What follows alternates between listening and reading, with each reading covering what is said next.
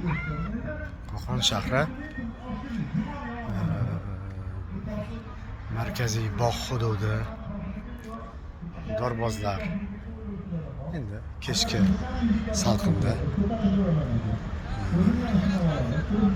sayilga chiqdik. Nevaralarni qo'yib, dorbozlarning oldiga nevaralar qo'yib mana kirib ketyapman uyimizga. Shu fursatdan foydalanib bir narsa aytmoqchiman. Bizni har doimgidek aytaman, juda issiq bo'lyapti. Qo'qon shahrida juda issiq bo'lyapti. Mana 40 gradusga chiqdi. Lekin ishimizni hali to'xtatganimiz yo'q. Kompaniyamiz ishi yuribdi.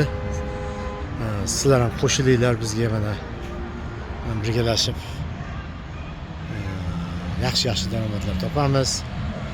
Kompaniyamiz bu 7 yildan beri faoliyat ko'rsatib kelyapti. Hali bir muammosi chiqqan yo'q. Ro'yxatdan o'tgan. Yaxshi daromadi bor. Hayotingizni bir yaxshi tomonga o'zgartirib olish imkoniyatidan vaqtida foydalaning. Mana biz foydalanyapmiz.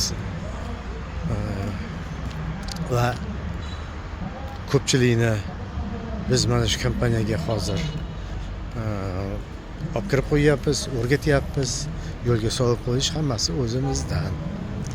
Shuning uchun agar kimga qiziq bo'lsa, kim nima deydi, krediti, qarzi, moliyaviy muammosi bo'lganlarga darhol menga chiqishlarini so'rayman.